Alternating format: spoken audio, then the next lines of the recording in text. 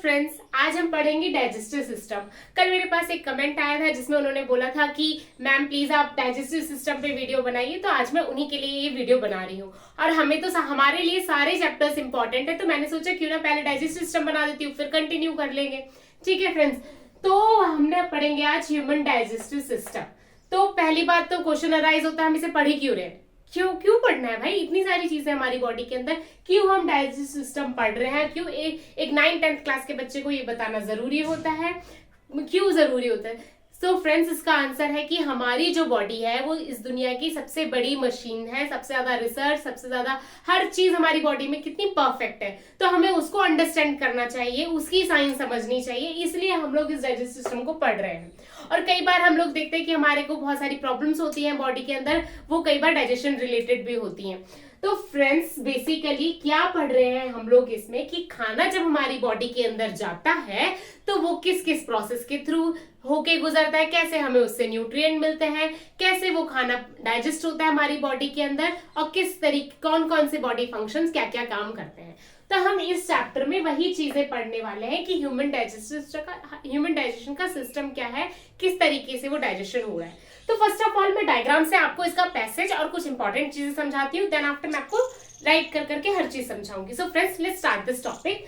तो पहला हमारे टॉपिक का नाम है ह्यूमन डाइजेस्टिव सिस्टम।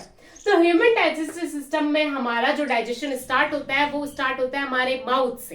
तो जब हमारे माउथ में क्या होता है कि हमारे माउथ में जिसको हम माउथ है वो बकल कैविटी कह सकते हैं, इसमें टिथ भी होते हैं, टंग भी होती है, बहुत सारी चीजें और ग्लैंड्स भी होती हैं। तो वो सब चीजें मिलकर फंक्शन करती हैं, तब जाके हमारा खाना जो मुंह में हम बड़ा बाइट लेते हैं उसको छोटे छोटे पार्ट्स में डिवाइड करता है, देन उसको हम लोग फारिंक्स के थ्रू ईसोफेगस में जाता है, ईसोफेगस से पेरिस्टालिसिस प्रोसेस के थ्रू वो नीचे जाता है, और उसके बाद में फिर वो हमारे स्टमक में जाता है, स्टमक से स्मॉल इंटेस्टाइन में, स्मॉल इंटेस्टाइन से लार्ज इंटेस्टाइन में, लार्ज इंटेस्टाइन से रेक्टम, फिर एनस के थ्रू बाहर निकल जाता है। इस पूरे मेथड से हमारा खाना अंदर लेते हैं और निकल जाता है। तो फिर ये तो हो गया हमारा पूरा प्रोसेस कि क्या होता है। अब हम ये है बेसिक इजी वाला मेथड, पर हमारे फूड को इसी बीच में बहुत सारे काम और करने होते हैं, बहुत सारे फंक्शंस, केमिकल रिएक्शंस उस पे और होती हैं, तो हम उसको वो सब भी पढ़ने वाले हैं। तो अब हम इसको थोड़ा डीप में पढ़ते हैं। तो अब हम क्या पढ़ते हैं कि हमारा माउथ जो होता है, बकल कैविटी, उसमें सलाइवरी ग्लैंड होती है। सलाइवरी ग्लैंड भी 3 टाइप की, मतलब बहुत सारी होती है, पर उसमें से इंपॉर्टेंट होती है 3, सबलिंगुअल, सबमेंडुलर, पैरोटिड ग्लैंड। तो ये जो 3 ग्लैंड्स होती हैं ये सलाइवरी अमाइलेज रिलीज करती है। क्या रिलीज करती हैं? सलाइवरी अमाइलेज, जो कि क्या करता है, कॉम्प्लेक्स कार्बोहाइड्रेट को सिंपल कार्बोहाइड्रेट में कन्वर्ट करता है। यहां से हमारा खाना जो छोटे छोटे टुकड़ों में हमने खाया है, तभी तो कहते हैं खाना चबा चबा के खाओ। क्यों कहते हैं? क्योंकि हमारा जो कार्बोहाइड्रेट होता है वो मुंह के अंदर टूटता है, इसीलिए हम कहते हैं कि खाने को 32 बार चबाओ, चबा के ही उसे लेना चाहिए।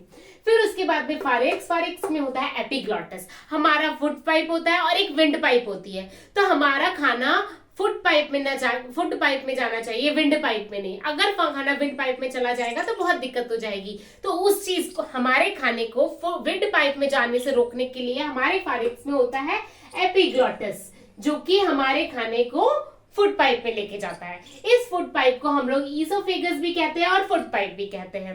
इस ईसोफेगस में पेरिस्टालिसिस मूवमेंट होता है। पेरिस्टालिसिस मूवमेंट क्या होता है? कभी आपने देखा है कि एक पाइप है छोटा सा, उसके अंदर एक हमने हल्की सी कंचे डाल दी है, तो कंचे किस मूवमेंट में जाता है? जो थोड़ा फ्लेक्सिबल पाइप होता है कि नीचे नीचे नीचे नीचे ऐसे करके जाता है ना। तो इसी तरीके से हमारा खाना जब इसमें आता है तो पहले वो खाना यहाँ होगा, फिर उसको नीचे किया जाएगा, फिर वो यहाँ आएगा, फिर वो यहाँ आएगा, फिर वो यहाँ आएगा। मतलब ऊपर जाने का प्रोसेस नहीं होता। जैसे खाना है तो वो, जैसे खाना का ग्लोब्यूल यहाँ आया तो उसके बाद में फिर वो ऐसे मतलब उसको नीचे जाने देगा और ऊपर वाला सिर कट जाएगा। इस तरीके से मूवमेंट होता है, इसका पेरिस्टालिसिस मूवमेंट होता है, जिसके थ्रू ये खाना आगे जाता है, और आगे जाके ये कहाँ जाता है? स्टमक में जाता है। इसीलिए कभी आपने देखा है उल्टा आदमी, अगर कोई आदमी उल्टा लटका हुआ है, उसको हम लोग खाना खिला रहे हैं, तो भी खाना स्टमक में ही जाता है, मुंह में नहीं आता है। क्यों नहीं आता है ऐसा? क्योंकि ये खाना जो होता है वो ईसोफेगस में पेरिस्टालिसिस मूवमेंट के थ्रू अंदर जाता है। Peristalsis learn this term peristalsis. तो जब वो खाना हमारे स्टमक में गया, इसलिए उल्टा इंसान भी खाना खा सकता है। स्टमक में जाने के बाद उस पे स्टमक में हमारा स्टमक में होता है वो स्पिंक्टर सेल होती है, स्पिंक्टर सेल, और यहाँ पे भी स्पिंक्टर सेल होती है और स्टमक के एंड में भी स्पिंक्टर सेल होती है। कई बार हम लोग कह लेते हैं ना एक दूसरे को कि यार तेरा तो पेट आ रहा है, तो इसका मतलब ये नहीं होता कि पेट आ रहा है। पेट तो देखो हमारा छोटा सा ही होता है, वो हमारी बैली आ रही होती है। पेट हमारा रिब्स के जस्ट नीचे होता है। सो फ्रेंड्स, जब हमारा खाना हमारे स्टमक में जाता है तो स्टमक के अंदर गैस्ट्रिक जूसेस होते हैं। गैस्ट्रिक जूसेस में क्या आता है? HCl और पेप्सिन। तो HCl, बाप रे, अब आप लोग बोलोगे हमारे पेट में HCl, हमारा पेट तो जल जाना चाहिए, पर हमारा पेट जलता क्यों नहीं है? हमारा पेट, आपने कभी देखा है, कभी भी एसिड को आप कहीं भी डालोगे वो चीज बिल्कुल बर्न हो जाएगी। स्किन पे भी अगर किसी की गलती से लग जाता है तो वो स्किन बर्न हो जाती है। एसिड को हम लोग देते भी नहीं है। और हमारा जो एसिड स्टमक में होता है HCl, उसका pH होता है 1.5। तो सोच रहे हो कितना खतरनाक pH वैल्यू पे भी ये हमारे पेट को जला नहीं रहा, क्योंकि हमारे पेट की जो ये लाइनिंग होती है ये पूरी कवर होती है म्यूकस से, जो कि हमारे पेट को प्रोटेक्ट करती है इस HCl से। हमारे पेट की जो लाइनिंग होती है वो म्यूकस से कवर्ड होती है, जो कि हमारे पेट को, बहुत थिक लाइनिंग होती है ये, जो कि हमारे पेट को इस एसिड से बचा के रखती है। एक और बात, खाना मैंने मुंह के अंदर लिया, मुंह के अंदर मैंने इसको चबाया, फिर जैसे ही वो खाना इस ईसोफेगस में आता है उसके बाद में मैं उसे खाना नहीं कहूंगी, उसके बाद मैं उसको बोलस कहूंगी, बोलस। तो उस टर्म को याद रखना, बोलस। मैं उस खाने को फिर बोलस कहूंगी। तो वो बोलस, अब मेरे पेट में जो क्या गया है वो खाना नहीं गया, वो बोलस गया। उसके लिए जो टर्म यूज करता है वो हम लोग बोलस यूज करते हैं साइंस में। तो वो जो बोलस यहाँ पे आया है HCl से क्यों मिलाया, हमारा पेट HCl रिलीज ही क्यों कर रहा है? क्योंकि कई बार खाने में काफी सारे बैक्टीरियाज, काफी सारी चीजें होती हैं जो कि बहुत हार्मफुल होती है हमारी बॉडी के लिए। तो ये HCl क्या करता है, उन सब चीजों को यही खत्म कर देता है। उस बोलस में से जितने भी बैक्टीरियाज होते हैं वो खत्म हो जाते हैं। और मैंने आपको दूसरी चीज क्या बताई, पेप्सिन। तो ये पेप्सिन वर्क ही एसिडिक मीडियम में करता है, इसलिए हमारा पेट जो है वो HCl रिलीज करता है। तो बात जब इसमें पेप्सिन रिलीज होने के बाद में क्या होता है, ये खाना हमारा जाता है स्मॉल इंटेस्टाइन में। स्मॉल इंटेस्टाइन, अब नाम तो है स्मॉल, पर आप लोगों को दिख रहा होगा इसकी लेंथ, इसको आप लोगों को दिख नहीं रहा होगा, सॉरी, क्योंकि बोर्ड भी छोटा है। 7 से 8 मीटर तक की इसकी हाइट होती है, समझ रहे हो आप, 20 से 22 फीट। तो हम लोग, हमारी जो हाइट है उससे भी बड़ा होता है ये स्मॉल इंटेस्टाइन। तो जो खाना हमारा इसमें जाता है, और स्मॉल इंटेस्टाइन में भी होता है, स्मॉल इंटेस्टाइन के भी 3 पार्ट्स होते हैं, duodenum, jejunum, ileum. Duodenum starting वाला फेज होता है, जेजुनम बीच वाला फेज होता है, और इलियम लास्ट वाला फेज होता है। खाना जब हमारे स्मॉल इंटेस्टाइन में जाता है उसके बाद में खाना यहाँ से एब्जॉर्ब होने के बाद हमारा खाना लार्ज इंटेस्टाइन में चला जाता है। लार्ज इंटेस्टाइन में एसिमिलेशन होता है, एसिमिलेशन मतलब वाटर का एब्जॉर्प्शन होता है लार्ज इंटेस्टाइन में, फिर वो रेक्टम और एनएस के थ्रू एग्जिट आउट हो जाता है। तो फ्रेंड्स, ये तो हमारा बेसिक क्या है, तरीका कि कहाँ से खाना आया, कैसे डाइजेस्ट हुआ, कहाँ कहाँ गया और फिर चला गया। तो फ्रेंड्स, मैं एक बार फिर से आपको एक्सप्लेन ये चीज बताती हूँ, उसके बाद में मैं आपको हर एक जो भी मैंने पार्ट्स बताए हैं उन सबका फंक्शंस, क्या क्या अमाइलेज वो रिलीज करता है वो सब बताऊंगी। तो एक बार फिर से इसको सुनो कि हम लोग खाने को माउथ बकल कैविटी के थ्रू अंदर लेते हैं, जिसके अंदर ग्लैंड कौन सी होती है, सलाइवरी ग्लैंड। उस सलाइवरी ग्लैंड के भी बहुत सारे पार्ट्स होते हैं, पर हमारे काम के जो है वो 3 पार्ट्स हैं, सबलिंगुअल, सबमैंडुलर, पैरोटिड ग्लैंड्स। तो ये क्या करती हैं, ये सलाइवरी अमाइलेज को रिलीज करती हैं, जो कि कॉम्प्लेक्स कार्बोहाइड्रेट को सिंपल कार्बोहाइड्रेट में तोड़ देता है। फिर उसके बाद में हमारा जो खाना है वो फारेक्स के थ्रू फारेक्स की हेल्प कौन करता है, एपिग्लॉटस, और उसके थ्रू हमारा खाना ईसोफेगस में जाता है, जो कि जिसको हम फूड पाइप कहते हैं। वहां पे वो पेरिस्टालिसिस मूवमेंट को परफॉर्म करता है, उससे फिर वो हमारे स्टमक में जाता है। अब मैं जैसे ही मेरा खाना फूड पाइप में आया तो मैं इसे खाना नहीं बोलूंगी, मैं इसके लिए टर्म यूज करूंगी बोलस। बोलस क्यों मैंने यूज किया है, क्योंकि यहाँ से इसका कार्बोहाइड्रेट जो है वो टूट गया है, तो इसलिए मैंने उसके लिए बोलस यूज करा है। तो खाना जैसे ही मेरा स्टमक में आया, स्टमक के अंदर हमारा HCl उसका वेट कर रहा था कि आओ आओ मेरे पास, मैं तुम्हारे सारे बैक्टीरिया खत्म कर दूंगा और मैं तुमको एक एसिडिक मीडियम दूंगा जिससे तुम्हारे ऊपर पेप्सिन वर्क करेगा, जो कि प्रोटीन को तोड़ेगा।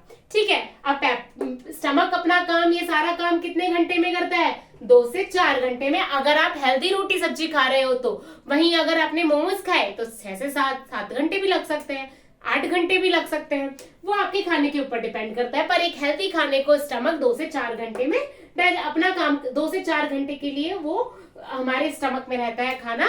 और खाना हम लोग डॉक्टर्स हमें ये भी कहते हैं कि आधा खाओ, मतलब पूरा भरपेट के नहीं खाना चाहिए, हमें ठूस ठूस के नहीं खाना चाहिए, हमें मतलब थोड़ा पेट खाली रखना चाहिए। क्यों कहते हैं? क्योंकि जब ये सारा प्रोसेस हो रहा होता है हमारी बॉडी में, HCl से खाना मिलना, पेप्सिन, तो हमारे पेट का भी हर 20 सेकंड में एक मूवमेंट होता है ताकि वो चीजें अच्छे से मिक्स हो जाए, सारे जो ग्लैंड से पेप्सिन वगैरह उस पर अच्छे से वर्क कर सके। तो इसलिए हम लोगों को कहा जाता है कि कभी भी ज्यादा पेट भर के नहीं खाना चाहिए, एकदम फुल नहीं खाना चाहिए, थोड़ा सा पेट को एम्प्टी रखना चाहिए। उसके बाद में खाना हमारा जाता है स्मॉल इंटेस्टाइन में। स्मॉल इंटेस्टाइन में बेसिकली, स्मॉल इंटेस्टाइन का नाम तो है स्मॉल, पर ये हाइट में हमसे भी बड़ी है, 7 to 8 मीटर इसकी हाइट होती है। और इसके भी 3 पार्ट होता है, डोडेनम, जिजनम, इलियम। और उसके बाद में खाना जाता है लार्ज इंटेस्टाइन में। लार्ज इंटेस्टाइन में 2 पार्ट होते हैं, सीकम और कोलन। बेसिकली स्मॉल इंटेस्टाइन में एब्जॉर्प्शन होता है, लार्ज इंटेस्टाइन में एसिमिलेशन होता है, मींस वाटर का एब्जॉर्प्शन होता है। उसके बाद में रेक्टम और एनस होते हुए चीजें बाहर निकल जाती है। अब आप लोग सोच रहे होंगे मैडम आपने इतना तो बता दिया, पर ये नहीं बताया कि लिवर और पैनक्रियास क्यों लिख रखे हैं आपने। देखो, लिवर जो होता है वो हमारी बॉडी का सबसे लार्जेस्ट ग्लैंड होती है और इससे निकलता है बाइल जूस। बाइल जूस जो निकलता है उसको वो गाल ब्लैडर जिसको हम पित्त की थैली भी बोलते हैं, उसमें स्टोर हो जाता है। तो ये जो बाइल जूस होता है, ये जो खाना हमारा यहाँ पे एसिडिक हो गया है, इसको बेसिक करने का काम करता है, ताकि बेसिक करने का काम करता है बाइल जूस। ठीक है, और ये बाइल जूस स्मॉल इंटेस्टाइन में रिलीज होता है, स्मॉल इंटेस्टाइन में ये सारे काम चलते हैं उसके। ठीक है, उसके बाद में जब ये बाइल जूस इसमें मिलता है और इसको बेसिक मीडियम में कन्वर्ट कर देता है, और फैट का इमल्सिफिकेशन भी ये बाइल जूस ही करता है। अब फैट का इमल्सिफिकेशन क्या होता है? फैट के लार्ज ग्लोब्यूल्स होते हैं जिसको हम छोटे छोटे ग्लोब्यूल्स में बदल देते हैं, तो उसको क्या कहते हैं? Emulsification of fat. तो वो कहाँ होता है? वो कौन करता है? ये बाइल जूस की हेल्प से वो चीज होती है। कहाँ पे होती है? स्मॉल इंटेस्टाइन में। ठीक है, और फिर ये आती है, और फिर आप बोलोगे मैम ने फिर ये पैनक्रियास क्यों बना रखा है? क्योंकि ये पैनक्रियास पैनक्रिएटिक जूस रिलीज करता है। ठीक है, तो वो पैनक्रिएटिक जूस भी हमारे डाइजेशन में हेल्प करता है। तो अब हमारी ये चीजें हो गई बेसिक, जो मैंने आपको समझाना था प्रोसेस। अब मैं आपको हर एक पार्ट का डिटेल में समझाती हूँ। So friends, wait for next slide.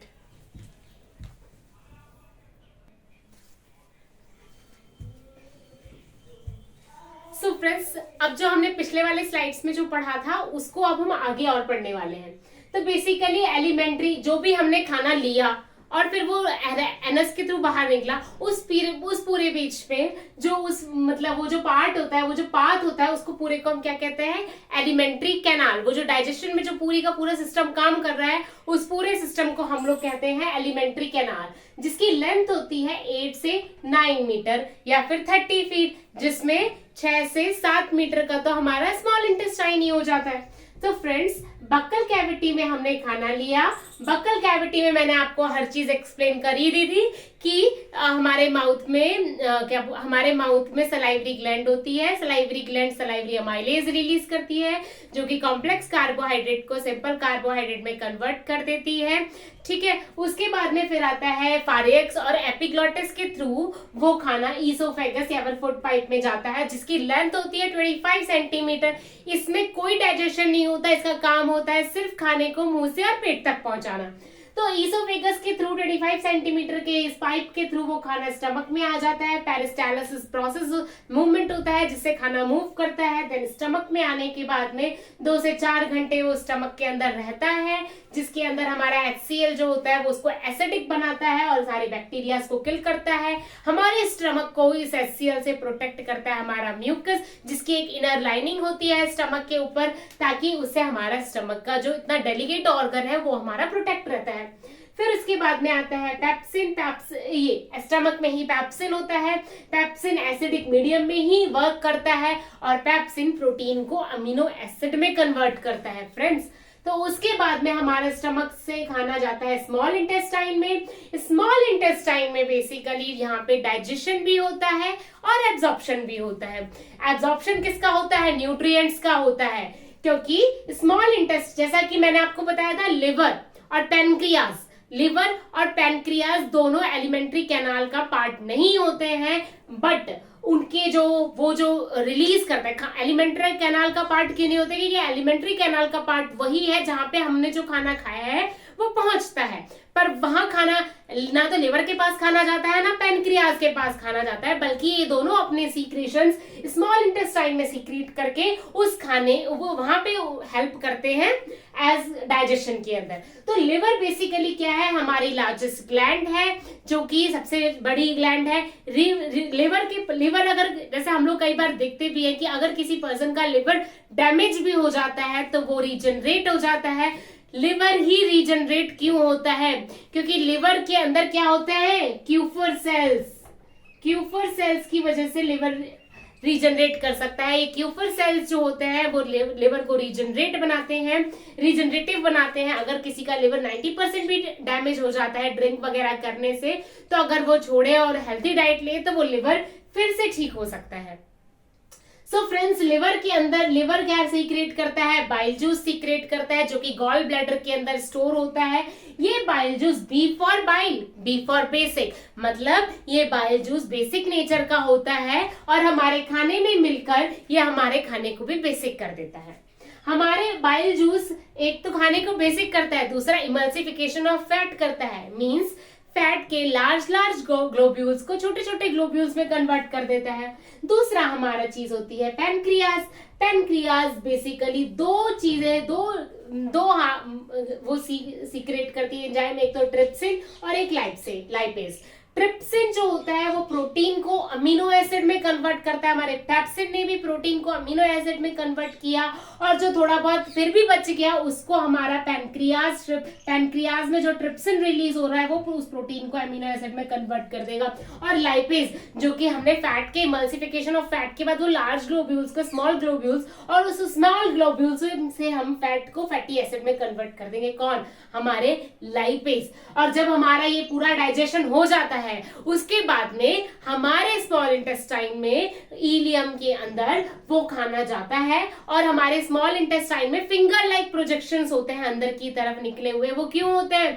ताकि जो खाना हमारे स्मॉल इंटेस्टाइन के अंदर है वो उन फिंगर लाइक प्रोजेक्शन को हम विलाई कहते हैं, वो एक एब्जॉर्प्शन के लिए एक ज्यादा सरफेस एरिया हमारे स्मॉल इंटेस्टाइन को प्रोवाइड करता है, ताकि हमारे खाने में से अच्छे से सारे न्यूट्रिएंट्स एब्जॉर्ब हो सके और उस न्यूट्रिएंट को एब्जॉर्ब करके हर सेल तक एनर्जी पहुंचाई जाती है, उन न्यूट्रिएंट्स को पहुंचाया जाता है।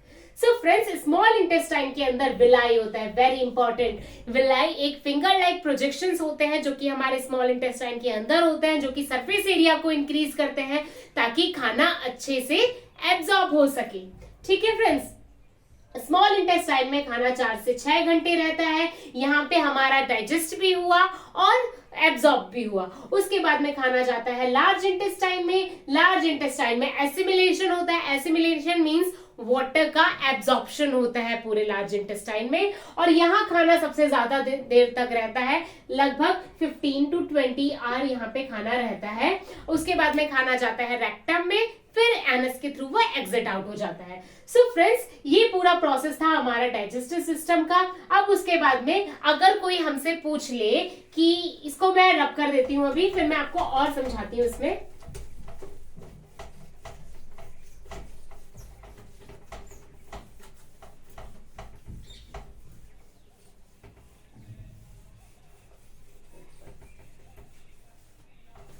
पहले हम खाने को क्या करते हैं? इन, तो हमारे खाने का पहले क्या होता है? इंजेशन। ये एग्जाम में बहुत, जब मैं 9th-10th में थी तब भी पूछा गया था, और कॉम्पिटिटिव एग्जाम्स में भी बहुत बार पूछा गया है। तो पहले इंजेक्शन होता है, फिर डाइजेशन होता है। जैसे कि हमने देखा, पहले हमने खाने को इन ही तो किया था, उसके बाद में मुंह में जाते उसका डाइजेशन स्टार्ट हो गया था। तो पहले इंजेक्शन, फिर डाइजेशन, फिर एब्जॉर्प्शन। क्या किया था हमने? सारे न्यूट्रिएंट्स को एब्जॉर्ब किया था स्मॉल इंटेस्टाइन में। एब्जॉर्प्शन के बाद हमारा खाने का क्या होता है? एसिमिलेशन। जिसमें लार्ज इंटेस्टाइन में हमारा क्या हुआ था, खाने में से सारे जो न्यूट्रिएंट्स थे वो एब्जॉर्ब हो गए, सॉरी वाटर एब्जॉर्ब कर लिया था लार्ज इंटेस्टाइन में। एसिमिलेशन के बाद खाने का क्या होता है, इजेशन, एग्जिट आउट हो जाता है। तो फ्रेंड्स इसको ऐसे यहाँ इस और इस वर्ड में कंफ्यूज मत होना। इन मतलब अंदर लेना, तो हमने जब खाने को अंदर लिया है तो उसको हमने इंजेशन कह दिया। और ई से स्टार्ट हो रहा है, ये ई का मतलब एग्जिट, तो इजेशन से खाना आउट हो जाएगा। सो फ्रेंड्स इसको हम ऐसे भी याद कर सकते हैं, ईडाई, ईडाई, EDAAI, I for ingestion, D for digestion, A for absorption, A for assimilation, E for egestion, ठीक है, एग्जिट आउट होना। तो फ्रेंड्स हमने पहले खाने को मुंह के, मैं एक बार और रिवाइज कराती हूँ, हमने पहले खाने को मुंह के अंदर लिया, बक्कल कैविटी थी, सलाइवरी अमाइलेज थे, सलाइवरी ग्लैंड ने सलाइवरी अमाइलेज रिलीज किए थे जिसने हमारे खाने को कार्बोहाइड्रेट को डाइजेस्ट कर दिया। उसके बाद में ईसोफेगस के थ्रू वो खाना हमारे कहाँ गया था, स्टमक के अंदर गया था। स्टमक में HCl भी थी और पेप्सिन भी थी, जिसने क्या किया, उसको उसके सारे बैक्टीरियाज किल किए, प्रोटीन को एमिनो एसिड में कन्वर्ट किया। उसके बाद में हमारा खाना स्मॉल इंटेस्टाइन में गया, स्मॉल इंटेस्टाइन में लिवर से तो आ गया बाइल जूस, पैनक्रियास से आ गया पैनक्रिएटिक जूस, पैनक्रिएटिक जूस में ट्रिप्सिन और पेप्सिन थे, ट्रिप्सिन और लाइपेज थे। ट्रिप्सिन ने प्रोटीन को अमीनो एसिड में कन्वर्ट किया, लाइपेज ने फैट को फैटी एसिड में कन्वर्ट किया। और जो लिवर से हमारा जो, इस तरीके से इमेज बनानी है आपको माइंड में, लिवर से हमारा जो बाइल जूस आया था उसने हमारे फैट को डाइजेस्ट किया, और जो खाना हमारा आया था ना पेट से, जिसको हम कहते हैं काइम, स्टमक से खाना जो निकला, देखो मुंह से मैंने खाना अंदर लेते ही वो बोलस कहलाएगा, और स्टमक में जैसे ही उसमें HCl वगैरह मिला, उसमें से पेप्सिन का वर्क हो, उसके बाद जो खाना निकला उसको हम काइम कहेंगे। तो वो जो काइम था उसको स्पेलिंग होती है CHIME, साइंस की टर्म है तो आपको यही यूज करनी है। तो जो वो काइम आया हमारी, मतलब काइम आया स्मॉल इंटेस्टाइन के अंदर, उसमें बाइल जूस ने भी वर्क किया और पैनक्रियाज ने भी वर्क किया। तो बाइल जूस से अब हम लोग क्या लिवर का डिस्कस कर रहे थे कि लिवर से बाइल जूस आया, बाइल जूस जो आया वो क्या बोलते हैं, बेसिक कर देता है खाने को, जो आया है हमारे पास काइम उसको बेसिक कर देगा, वो जो एसिडिक आया था। और उसके अलावा उसमें क्या बोलते हैं, फैट इमल्सिफिकेशन ऑफ फैट करेगा। फिर उसके बाद में खाना जाता है लार्ज इंटेस्टाइन में, वहां उसमें से सारे वाटर न्यूट्रिएंट्स वाटर एब्जॉर्ब हो जाता है। स्मॉल इंटेस्टाइन में एब्जॉर्प्शन होता है न्यूट्रिएंट का, लार्ज इंटेस्टाइन में एसिमिलेशन होता है। देन फिर वो जब वेस्ट हो जाता है, जब उसमें कुछ भी नहीं बचता है, फिर इजेशन के थ्रू वो एग्जिट आउट हो जाता है। This is all our digestive system friends. अगर आपको कुछ टर्म समझ ना आया हो, कुछ समझ ना आया हो, तो प्लीज मुझे कमेंट करके बताइएगा, और कैसे मैं और इम्प्रूव कर सकती हूँ आप लोगों के लिए, इस क्लास को और बेटर और इम्पोर्टेंट बना सकती हूँ, प्लीज मुझे बताइएगा। और ऐसा नहीं कि मैंने आपको चैप्टर करा दिया और मैं आपको क्वेश्चंस नहीं कराऊंगी गाइस के सारे, जैसे एक बार हमारे सारे टॉपिक्स हो जाएंगे, उसके बाद हम टॉपिक वाइज जितने भी PYQs पूछे गए वो भी डिस्कस करेंगे। जैसे डाइजेस्टिव सिस्टम से जितने भी क्वेश्चन आए हैं ह्यूमन डाइजेस्टिव सिस्टम से, हम वो सब डिस्कस करने वाले हैं हमारी नेक्स्ट क्लासेस में। So friends this is all our digestion. आप लोग प्लीज अपनी मेहनत में कमी मत छोड़िएगा। हम लोग साथ मिलकर बहुत मेहनत करेंगे, बहुत पढ़ाई करेंगे और अपना सिलेक्शन जरूर श्योर कर लेंगे। जितने भी डिस्ट्रैक्शंस हैं मैं आपको डेली कहती हूँ, उन सबसे दूर रहिए। बहुत सारे डिस्ट्रैक्शंस हैं हमारी लाइफ में, हमें उन सब से, फैमिली प्रॉब्लम्स होती हैं, सब कुछ लोगों की फैमिली प्रॉब्लम्स है, कुछ लोगों के बाहर का डिस्ट्रैक्शन है, कई लोग काम करके भी पढ़ रहे होंगे, कुछ लोगों की लाइफ में कैसे कैसे प्रॉब्लम्स है। तो मैं यही कहूंगी कि वो सब चीजें लाइफ में, पर एक टाइम के बाद सारी प्रॉब्लम सॉर्ट आउट हो जाती हैं। हमें किसी भी प्रॉब्लम के ऊपर ज्यादा माइंड नहीं करना चाहिए, अपनी लाइफ में आगे बढ़ते रहना चाहिए। हर टाइम पे हमारा एक काम होता है, हमें अपने उस काम को बहुत अच्छे से करना चाहिए। अभी हमारा काम है पढ़ना और अपना सिलेक्शन लेना, तो प्लीज गाइज इस पे अपना पूरा फोकस रखिए और अच्छे से पढ़िए, ताकि हम सब लोग अपना सिलेक्शन श्योर कर सके और जल्द से जल्द मैं आप सब लोगों से मिलूं। थैंक यू फ्रेंड्स, बाय, जय माता दी।